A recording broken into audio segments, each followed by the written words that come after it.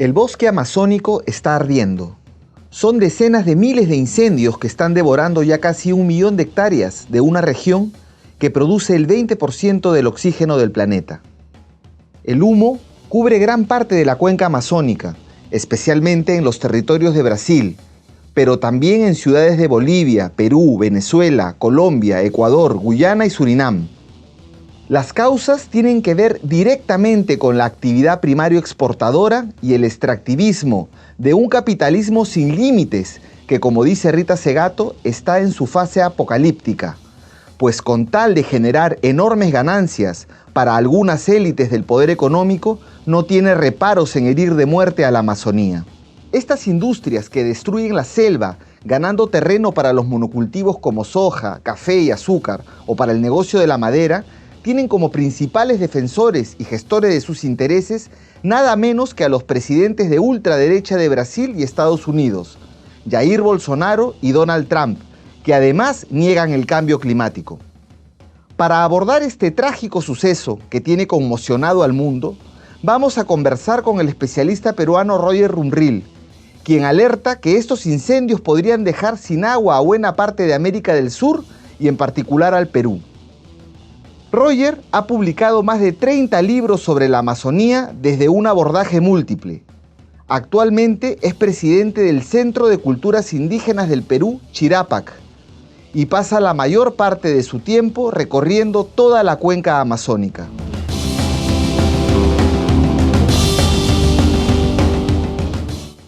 Roger, bienvenido a Disidentes. Es un honor, un placer estar contigo para hablar de un tema que nos tiene a todos muy preocupados, a la humanidad conmocionada, como el tema de la Amazonía. Gracias por esta invitación, Carlos.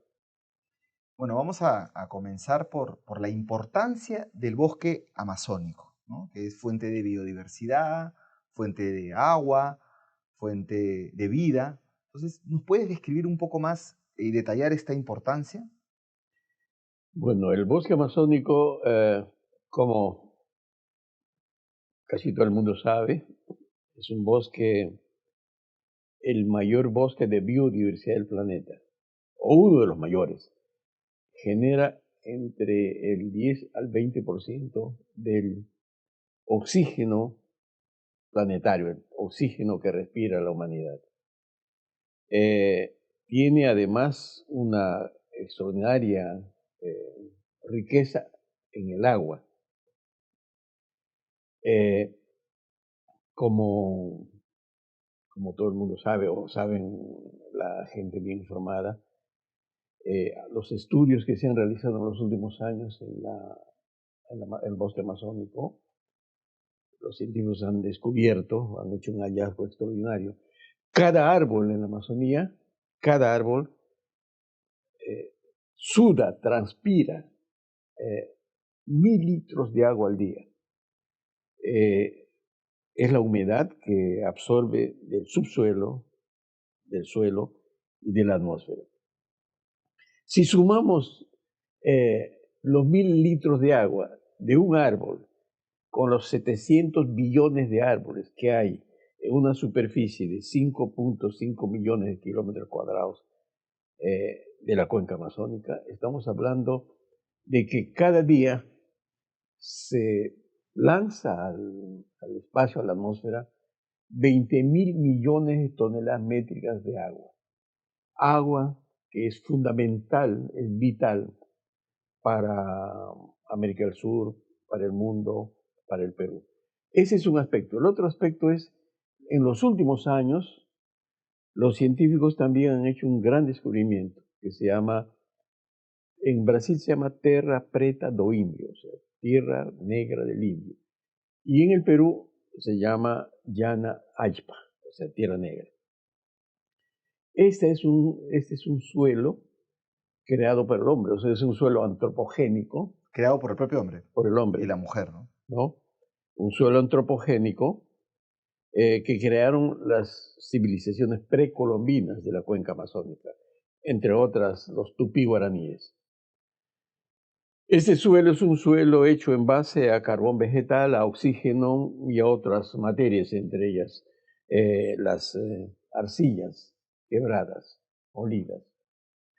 Ese suelo, de acuerdo a los científicos, tiene una duración, una fertilidad de 1000 años y además retiene el dióxido de carbono. O sea, es un suelo que puede mitigar el cambio climático. Este suelo también está siendo destruido, ¿ya? Y a eso hay que sumarle además la fauna y la flora, es decir, y los servicios ambientales que genera el bosque amazónico. Es decir, yo siempre digo, cortar un árbol en la Amazonía, cortar 1000, cortar 1.000.000, es un crimen de lesa humanidad. Qué fuerte lo que señalas y además queda claro que la Amazonía es importante no solamente para los países colindantes, sino para todo el mundo, como pulmón, como fuente de agua, como resistencia contra el cambio climático. Y ese es lo que se está destruyendo en la actualidad. Entonces, ya has hablado de lesa humanidad, entonces te digo, ¿cuáles son las miradas que hay sobre la Amazonía? Porque tu mirada es completamente distinta de repente a la de un ejecutivo de Monsanto o incluso también a la de un político en los Estados Unidos. ¿Cómo ves estas miradas? ¿Qué miradas hay sobre la Amazonía? Hay múltiples miradas, ¿no? Tú recordarás que en los años 90, cuando Huntington publicó su libro sobre las civilizaciones y Francis Fukuyama también publicó El fin de la historia, un filósofo nipo norteamericano, se señalaba que a partir de 1990 la economía mundial iba a ser una economía basada en el conocimiento. O sea, era la economía desmaterializada. A partir de ahí ya no se iba a utilizar el cobre, la madera, etc. Era una economía desmaterializada. Pasó 20 años y esa utopía capitalista se fue al diablo, se derrumbó. Y hoy en día la economía en gran parte depende de las materias primas, ¿no? Es una mirada de despensa de la Entonces, Amazonía. la mirada de las multinacionales, de los grandes intereses de las corporaciones, una mirada extractivista, una mirada de despensa, una mirada de tabla de salvación de la economía mundial. La otra mirada es la mirada desde el Perú, ¿no? La mirada que ha tenido el Perú desde la época colonial es una mirada colonialista, ¿no? Y esa mirada es la mirada actual. Leyendo la segunda edición de 7 ensayos de interpretación de la realidad peruana de Mariátegui, y ahí hay unas líneas finales donde señala que la visión que tenemos del Perú 1934 es una visión colonial de la montaña, se decía así en esa época, de la montaña. Hoy en día tú escuchas a Roque Benavides, escuchas a los voceros de la CONFIEP, Roque Benavides, escuchas a ADEX, escuchas a los políticos cómo miran la Amazonía. Miran como un espacio de extracción nada más. No tienen esa visión de mediano y largo horizonte, porque desde mi punto de vista la Amazonía es la renta estratégica del Perú en el siglo XXI. ¿Ya? Es una mirada que más o menos no discrepa, sino agrega un elemento a la mirada de Osvaldo de Rivero. Él dice que el Perú es eh, un país casi inviable en el siglo XXI, ¿no? Porque no tiene una renta estratégica. ¿Cuál es la renta estratégica de un país en el siglo XXI? Es una economía darwiniana. Para México, es estar cerca de Estados Unidos. Para los países del Golfo Pérsico es el petróleo. Para Argentina son los llanos. ¿Qué cosa produce el Perú? Dice Osvaldo Rivero. ¿Qué produce el Perú? Agua es escasa, ¿no? Casi todo el 75% al 80% del agua viene de la Amazonía, es de la Amazonía, ¿ya? Solamente el 3% es agua de la costa, una región que tiene casi el 80% de la población peruana. Entonces, en materia de alimentos, somos importadores de alimentos, dice él. En materia de industria, somos un país primario exportador. Entonces, mi respuesta, escrita en un libro de ensayos, ¿no?, que publicó en Naciones Unidas, es que la renta estratégica del Perú en el siglo XXI es la Amazonía. Ahí está el agua, la biodiversidad, los conocimientos indígenas y algunos recursos Pero no para estratégicos. destruirla, ¿no? Sino para... Entonces, quisiéramos que esta visión Ujú. de corto, mediano y largo horizonte tenga la clase dirigencial, la clase política en este país. Pero la clase política en este país tiene una visión de cortísimo plazo, igual que la burguesía en la Amazonía, ¿no? Para ellos hay que matar a la gallina del huevo de oro para utilizar los huevos hoy día y no importa el mañana, ¿no? Entonces, la visión que tienen las clases políticas en este país, las clases empresariales, es una visión colonial de corto plazo. ¿Cómo combinar esto que señalas de una renta estratégica a la Amazonía con una mirada de conservación de la Amazonía? Eh, bueno, yo siempre hablo de que eh, la sociedad peruana actual, el Perú actual es un país casi inviable en los términos de ser un país primario exportador, de ser un país que destruye su pulmón, ¿no? Como decía Materlin, el Perú debe ser uno de los pocos países, la especie que corta el árbol donde vive, ¿no? Entonces, para ser viable este país tienes que, en primer lugar, cambiar la constitución, fujimorista, tienes que hacer una profunda reforma de este Estado. El Estado peruano es un Estado neocolonial, ¿no es cierto? Tienes que hacer una profunda reforma. Y ese debería ser la meta del Bicentenario. Entonces, tenemos que hacer una profunda transformación. Si nosotros pensamos que este cambio, esta visión de corto y mediano y largo horizonte, para hacer de la Amazonía este espacio geoestratégico, Ujú. geopolítico, hidropolítico, con estas clases, con estos grupos de poder que tenemos, es casi imposible. Has señalado algo que me recuerda el planteamiento de Aníbal Quijano, de Rita Segato, de doctores y doctoras, digamos, decoloniales o postcoloniales, que afirman que los estados latinoamericanos, especialmente estados como el Perú, no son producto de la historia de los pueblos. No es que este estado, este instrumento institucional, haya sido el resultado de un proceso histórico, de un pueblo, ¿no?, que deriva en un estado, como pueden ser en otros casos o en otras regiones, sino que es un artefacto con el cual las élites criollas se repartieron la herencia colonial y eso no ha cambiado y me parece muy bien remarcar esa mirada extractiva, colonial que hay de este territorio maravilloso que es la Amazonía. Pero volviendo a los incendios, siempre hay incendios en la Amazonía. Em, ¿Cuál es la diferencia con estos que estamos viendo ahora? Porque siempre como que en Pucallpa, en las ciudades amazónicas, en ciertos meses del año hay como un olor a quemado. Primero, ¿por qué? Y segundo, la diferencia con lo que está pasando ahora. Pero antes de responder esa pregunta tan interesante, quisiera agregar a lo que has dicho con relación a Aníbal Quijano, ¿no? Eh, Como dice Aníbal Quijano, el gran pensador peruano, nosotros vamos a celebrar la independencia, el bicentenario de nuestra independencia, el 2021. Sin embargo, nosotros, nuestro pensamiento, nuestra subjetividad es un pensamiento de la colonialidad del poder, del saber y la subjetividad. Pues la visión que tenemos sobre la naturaleza es una visión totalmente colonial, ¿ya? Es decir, ¿qué cosa piensa Occidente sobre la naturaleza? Para Occidente, para la visión eurocéntrica, ¿no? Para esta Ujú. colonialidad del saber, del poder y la subjetividad, la naturaleza es un bien de renta, un insumo, un bien transable. Y es por esa razón que hay que sacar el bosque, a envenenar las aguas, sacar el oro, agotar todo lo que existe en la naturaleza.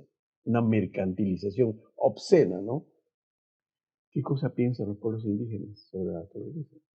Importantísimo. Y ese es el pensamiento más moderno. Para los pueblos indígenas la naturaleza es la madre, hay que coexistir con ella, hay que respetarla. Para los pueblos indígenas el, la naturaleza no, no tiene una visión antropocéntrica, sino cosmocéntrica. Para los pueblos indígenas el tiempo no es como en Occidente, lineal, es circular. Para el pensamiento indígena la riqueza no es la acumulación, sino la reciprocidad, etc. Bien, ese pensamiento es fundamental para cambiar la historia sobre la Amazonía, sobre el Perú. Ahora, con relación a los incendios, la economía colonial instaló un modelo de aprovechamiento del bosque, que es el modelo de roza y quema, ¿no? Entonces, el modelo de roza y quema es, tú cortas el bosque y luego lo quemas después de algunas semanas y meses en que se seca. Y de esa manera utilizas los elementos nutritivos de las cenizas, de las hojas, pero después de 2 años más tienes que hacer lo mismo y es una destrucción sin fin. Pero lo que está pasando en el caso del Brasil es que ese proceso de roza y quema, de destrucción del bosque, es gigantesco, ¿no? El Brasil es el país, el mayor productor mundial de soya, ¿no? De soya transgénica. Este año la producción de soya es de 110 millones de toneladas métricas. Para sembrar 110 millones de toneladas métricas han tenido que talar 35 millones de bosques. Este año Brasil es el mayor productor mundial de carne de vacuno, 206 millones de cabezas de ganado. Para producir 206 millones de cabezas de ganado, porque es ganadería extensiva, han tenido que talar 206 millones de hectáreas. Porque, como decía el doctor Antonio Brac, el ambientalista ya fallecido, en el trópico, para criar una cabeza de ganado tienes que destruir 1 hectárea de bosque. Es decir, un ganado, una vaca o un toro de 400 kilos te genera 3 a 4 mil soles. Pero para eso tienes que destruir 1 hectárea de bosque intervenido, que en valores económicos es invalorable, en valores económicos y en valores de servicios ambientales. Entonces, para producir, para ser el primer productor mundial de soya, lo que el Brasil está absolutamente destruyendo esa cantidad de bosques, igual para ganado y igual para maíz y caña de azúcar, ¿no? Entonces, el proceso es indetenible. Y detrás de este arrasamiento de la naturaleza están las grandes corporaciones, ¿no? Está ¿Como Cargill, cuáles, por ejemplo? Está Cargill, está Cargill, sí. Cargill, está Bunge y otras más. Monsanto. Monsanto está en lo que toca a pesticidas e insecticidas. O sea, para hacer agrocultivos, agroganadería de estas dimensiones, tú necesitas ingentes volúmenes de pesticidas e insecticidas. En este momento, con la llegada de Jair Bolsonaro, se está vendiendo en Brasil un promedio de 290 calidades o tipos de pesticidas. Hay un pesticida que está prohibido en Europa y en Estados Unidos, que ha producido en los últimos 4 años la muerte de 500 millones de abejas, según un último informe científico. 500 millones de abejas. Este tipo de agricultura, una extractivista de monocultivos. Ya puedes imaginarte, ya se pueden imaginar los oyentes lo que significa la muerte de 500 millones de abejas. Ya están matando, están anulando la polinización y la floración del bosque amazónico. No, es brutal lo que cuentas y efectivamente cuando Rita Segato dice, y tú también lo dices, ¿no? Esta es una fase apocalíptica del capital, del capitalismo, ¿no? Digamos, con tal de generar dinero y ganancias para, además, generando desigualdad para unas élites, no importa tirarse abajo el bosque amazónico, contaminar además, porque además de la destrucción del bosque, las industrias cárnicas generan una gran contaminación y una emisión enorme de gases de efecto invernadero, o sea, una contaminación por todos lados. Normalmente estas también incursiones ganadas de territorios enormes en la Amazonía vienen con trata de personas, vienen con explotación sexual. El bosque se calcula que la quema del bosque genera más o menos el 20 al 30% de los gases de efecto invernadero. Y son los gases más fuertes. No, ¿a qué te refieres exactamente? O sea En la que quema del bosque genera es, entre el 20 al 30 de es los gases fuerte, de sí. efecto O sea, invernadero, pero no ¿no? importa con tal de ganar ganancia. Metano, por Claro. ejemplo, ¿no? El metano, sobre todo, que es el más tóxico. Bueno, esto debería tener unos límites, pero es el propio Jair Bolsonaro, presidente de Brasil, y el propio Donald Trump, que además niegan estos procesos mundiales de cambio climático donde la actividad humana es central en la contaminación que vivimos y en el proceso climático que preocupa al mundo, pero además parece que gestan los intereses de estas transnacionales, ¿no? Como decir, incluso en el extremo se llegó a echar la culpa a los propios indígenas o pueblos indígenas de estos incendios, cuando está claro que estos incendios y la magnitud de este año, que es brutal, tienen que ver con una apuesta por estas industrias. Así es, así es.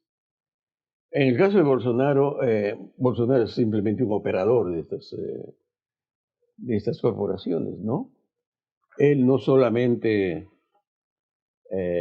ha abierto la Amazonía a los intereses económicos de las grandes multinacionales, sino es un antiindígena, además de ser misógino, racista, Homofóbico. homofóbico, es antiindígena. Él ha dicho frases que es imposible oír, asombra en la boca de un estadista, ¿no? Ha dicho que las reservas indígenas, que son 460 en Brasil. Brasil, son como la varicela. Ha dicho también que ni un centímetro más de tierras a los pueblos indígenas, que son los jardineros de la naturaleza, los que han generado esta conservación milenaria del bosque. Y para ese efecto ha desmantelado todo el sistema normativo, el sistema de control ambiental a favor de los pueblos indígenas. Por ejemplo, la FUNAI, la Fundación Nacional del Indio, es la organización que en Brasil se encarga, entre otras, ¿no?, de la titulación, ¿no?, de las tierras de todos los indígenas. Entonces, ha pasado las funciones de la FUNAI, ¿no?, encargada de la marcación y titulación, va a pasar al Ministerio de Cultura. Y ha puesto en el Ministerio de Cultura a Teresa Cristina, que es la líder de los agronegocios internacionales. Es decir, es como poner a cuidar a las gallinas gordas de un gallinero al zorro hambriento, ¿no es cierto? Entonces, ha tomado otras medidas más, no solamente ha desarmado, ha desmantelado el sistema de titulación, también, por ejemplo, ha dejado sin efecto las medidas a favor de los quilombolos, que son los antiguos esclavos africanos que habitan ahora, independientes, en la Amazonía, el territorio amazónico. También a las decisiones de Bolsonaro han afectado a los quilombolos, ¿no? Entonces, no solamente hay una decisión de dejar abiertas las puertas de la Amazonía, una especie de decisión de tierra arrasada, sino de afectar a los pueblos indígenas, a esos pueblos ancestrales que son los responsables de la conservación de la naturaleza a través de los siglos. Entonces, la magnitud de estos incendios tiene que ver directamente con la administración de Bolsonaro en Brasil, con su presidencia, con su llegada. La consecuencia directa es este desastre que estamos viviendo. Y también tiene que ver los intereses de las corporaciones norteamericanas que como tú señalas, se les ha abierto las puertas.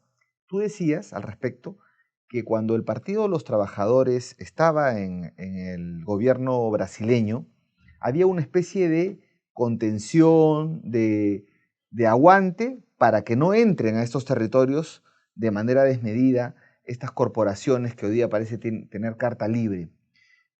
¿Puedes desarrollar un poco esa idea? Bueno, el Brasil ha sido, ¿no?, hasta el gobierno de Lula y el gobierno de el Partido de los Trabajadores ha sido el contrapeso geopolítico de Estados Unidos en América del Sur. Como todo el mundo sabe, el portaaviones norteamericano en América del Sur es Chile, ¿no? Y el portaaviones norteamericano en Medio Oriente es Israel. Entonces, el contrapeso, ese contrapeso geopolítico también ayudaba a no a cerrar las puertas totalmente, sino el contrapeso servía para una política menos abierta, menos destructiva, menos arrasadora de las multinacionales. Caído el Partido de los Trabajadores y caído Lula, esas puertas están abiertas, ¿no? Porque Bolsonaro y sus ministros son operadores de esos intereses, por un lado. Por otro lado, el caso de Colombia también, ¿no? Durante los 30 años de operaciones de las FARC, de las Fuerzas Armadas Revolucionarias de Colombia, las FARC impedían el ingreso al territorio colombiano. Paradójicamente, el acuerdo suscrito entre la FARC y el acuerdo de paz, el gobierno colombiano de Santos, ¿no? De Juan Manuel Santos, paradójicamente abrió las puertas. Hoy en día, entonces, Iván Duque, que es apenas una especie de títere de Uribe, ha abierto las puertas de la Amazonía. Y yo he conversado hace poco en la Trípoli Frontera con los pueblos indígenas. Ahora están asustados frente al ingreso de multinacionales al territorio colombiano, ¿no? Sin embargo, hay una disidencia. El año pasado en Colombia yo entrevisté a algunos disidentes y hace 2 meses estuve en el Putumayo, entrevisté a uno, al líder. Esos disidentes dicen, nosotros no vamos a abandonar la Amazonía porque somos los defensores. Tienen otros intereses, naturalmente, claro, ¿no? Pero ahora eran 700, ahora son mucho más. Y en territorio amazónico colombiano operan los bloques 24 y 48. Entonces el conflicto, tengo la impresión que se va a reiniciar y ahí la situación puede cambiar. Entonces, este contrapeso era muy importante. Estamos hablando de un país que es la 7ª economía mundial, ya no existe más. Y ahora las puertas de la Amazonía están abiertas. De los 8 países que forman la organización del Tratado de Cooperación Amazónica. O sea, abiertas las puertas del Brasil a los intereses geopolíticos, económicos, geoestratégicos, hidropolíticos, está abierta la puerta de toda la Amazonía, ¿no? Porque es la puerta más grande, el país más poderoso, el que tiene mayor Amazonía, ¿no? Mayor superficie amazónica. Entonces, y lo grave es que el modelo extractivo mercantil primario exportador, no solamente funciona en Brasil, ahora de una manera mucho más abierta y arrasadora, sino en el resto de la Amazonía, ¿no? Incluyendo el Perú. Ahora bien, a lo largo de esta entrevista tú nos has hablado de, primero, la importancia de los pueblos, de la Amazonía como productora de agua, de oxígeno, de biodiversidad, de cultura también, de suelos, o sea, una gran importancia no solamente para América del Sur, sino también para el mundo, esta importancia del bosque amazónico. Nos hablas de una mirada colonial que está, de alguna manera, poniendo en riesgo a la Amazonía, y es una mirada colonial también desde incluso las autoridades de los propios países que circundan la Amazonía, y que en este momento, con la llegada de Bolsonaro, además tiene una magnitud ya monstruosa. Luego tocas la causa estructural, es el capitalismo en su fase apocalíptica, que no le importa reventárselas, él no importa, no piensa en el oxígeno, no piensa en el agua, y realmente demuestra un nivel de conciencia súper bajo, casi animal, con el respeto de los animales, creo que tiene mucha más conciencia que este pensamiento voraz, ¿no? De la Amazonía. Nos hablas de la geopolítica, del contrapeso que había y ya no hay, están las puertas abiertas. Nos has hablado de los impactos también de estos incendios. De repente nos puedes agrandar un poquito más el tema de impactos de este incendio. Has citado corporaciones, Cargill, Monsanto y otras más que son directamente responsables. Has hablado de la importancia de los pueblos indígenas, también como conservadores, de cuidadores y con la visión que tienen de la Amazonía. Entonces, yo te preguntaría como para ir cerrando con todo esto que nos colocas, ¿cómo, qué hacer? ¿Qué hacer con esta tragedia? Bueno, el capitalismo es una fábrica de pobres y una fábrica de destrucción también, ¿es cierto? Y entonces, no estoy hablando acá de cambiar de sistema económico, ¿no? Eh, puede ser un proceso histórico bastante largo. Lo que estoy planteando es un cambio de modelo, ¿no? Un cambio de modelo, el modelo primario exportador, extractivo mercantil, es un modelo absolutamente inviable en términos ambientales y sociales, ¿no? Entonces tenemos que empezar a cambiar un modelo, este modelo, el modelo del bosque en pie, por ejemplo. En el Acre, ahí donde eran las caucherías de Chico Méndez, ahí en la época de Lula se instaló un modelo del bosque en pie, ¿ya? Es decir, el modelo del bosque en pie es mucho más rentable que el bosque cortado. En un bosque en pie tú puedes producir peces en piscigranjas, puedes empezar a producir plantas medicinales, látex, caucho, flores, resinas, medicinas en ese bosque, bajo manejo, ¿no? Porque si tú talas ese bosque, lo talas para hacer monocultivos, ¿no? Soja, arroz, café, pero después de 2 años ese bosque ya no está estéril, porque las lluvias lavan los nutrientes y ya lo tornan infértil, ¿no es cierto? Entonces tenemos que empezar un proceso de cambio del modelo. ¿Te imaginas tú lo que significaría? Hay un estudio que se ha hecho en Pucallpa, un proyecto de un español Lorente, que el uso sostenible de 10 especies de bosques, ¿no?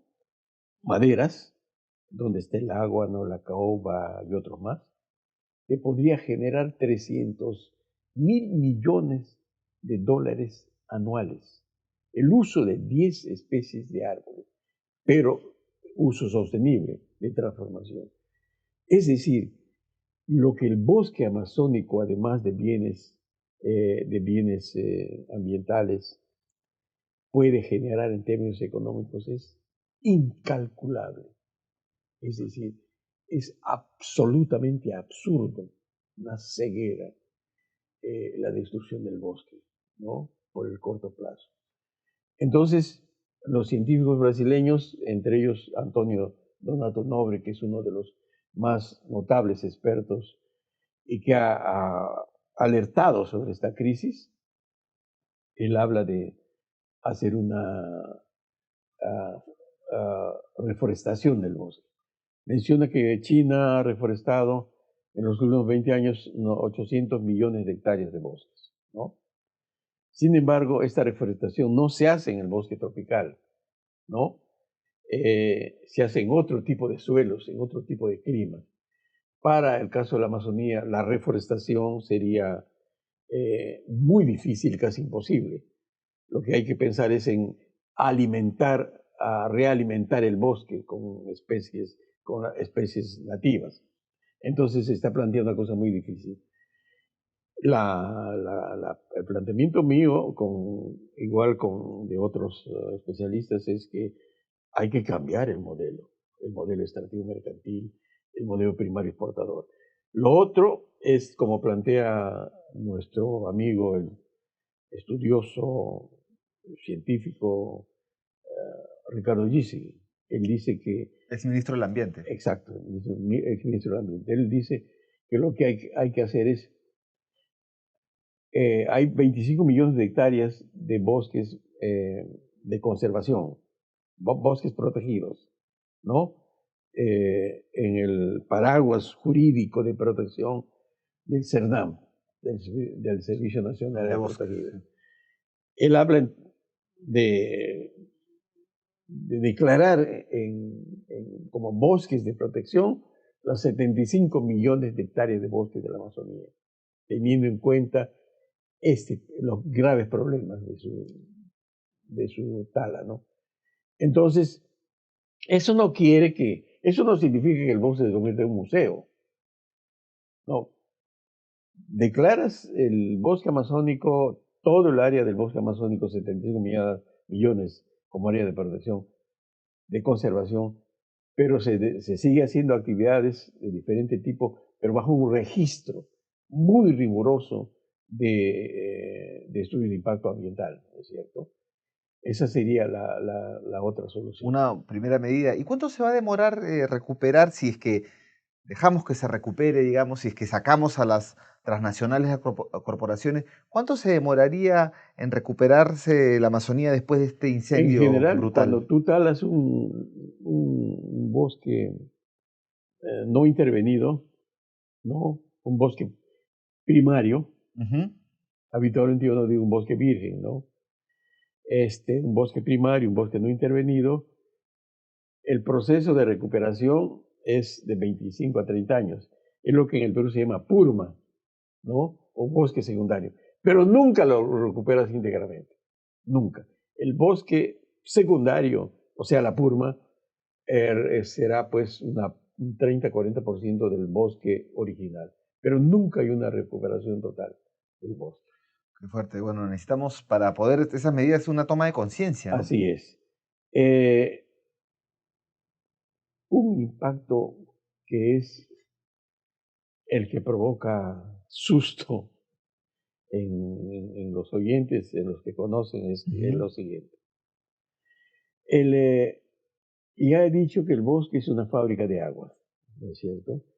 Entonces, el agua que hay en los Andes, el agua que hay en la costa, es agua que viene del bosque amazónico. Es esa humedad que los vientos llevan hacia la cordillera. Se, esa humedad transpone los Andes y cae en forma de lluvia y luego se congelan los glaciares. Los glaciares. Hoy en día, del 100% del agua que hay en el planeta, eh, el, el 95, el 95.5% es agua de mar. O sea, el resto es agua dulce, no dulce para la agricultura, para la industria y para la alimentación. De ese 2.5, Ujú.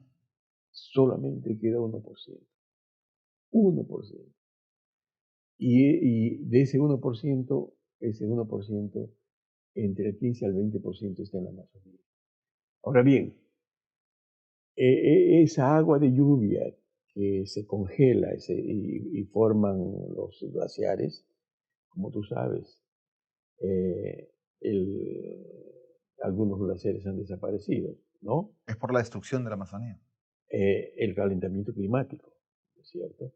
Entonces, lo más probable es que en 25 años o menos para algunos especialistas no haya glaciares. Los glaciares generan las lagunas, generan la napa freática, los bofedales, etcétera, y alimentan los ríos Nos también. vamos a quedar sin agua en el Perú. El cálculo que hace GCK es que a este paso, con este sistema de destrucción de la naturaleza, en 10 a 15 años no habrá agua en el Perú. El agua que alimentó la cultura inca y las culturas precolombinas ha venido de la Amazonía. O sea, es agua de los bosques tropicales.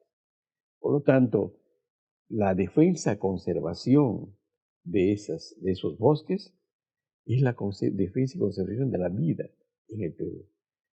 Hay que imaginar que en 15 a 20 años no haya agua en el Perú, porque desalinizar el agua del mar es tan costoso casi como convertir la piedra en oro, ¿no es cierto? Entonces, la decisión de conservar el bosque amazónico es una decisión vida o muerte en este momento, ¿no? Y en ese sentido, los pueblos indígenas juegan un rol muy importante.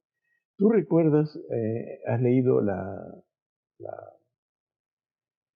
el libro Utopía de Tomás Moro? Dice que el libro Utopía, que cambia la visión occidental sobre el mundo, se inspiró en las crónicas de Américo Vespuccio. Y Américo Vespuccio escribió unas crónicas de un pueblo indígena en Brasil, que tenía una visión diferente sobre la naturaleza. Ujú. Entonces, la visión del mundo sobre la naturaleza cambió en la Utopía de Tomás Moro, cuando él leyó esas crónicas de Américo Vespuccio, el cronista de Colón, sobre los pueblos indígenas en Brasil. Hoy en día, la posibilidad de construir una nueva utopía, un nuevo modelo de desarrollo, la construcción de una nueva utopía social en el mundo, está en el pensamiento indígena, o sea, en las cosmovisiones, en las cosmologías y en las prácticas de los pueblos indígenas. No puedes de ninguna manera hablar de desarrollo en el siglo XXI si no piensas en esos modelos de desarrollo. Y la clave es, pues, ¿qué piensa Occidente? ¿Qué piensa el eurocentrismo de la naturaleza? ¿No? Todo está mercantilizado. La naturaleza es una mercantilización total, ¿no? Y ese pensamiento está llevando a este desastre de la Tierra, ¿no? En el siglo XXI.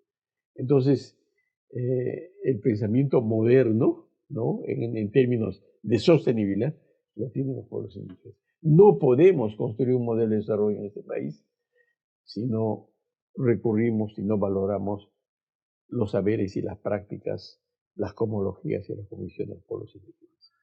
Bien, Roger, muchas gracias. Hemos tocado bastantes temas. Igual se quedan muchos sin tocar, ya no podemos seguir hablando acá. De todas maneras, esperemos seguir conversando en otros programas de Disidentes sobre este tema. Te agradezco mucho. Gracias también, Carlos. Bueno, ha sido interesante.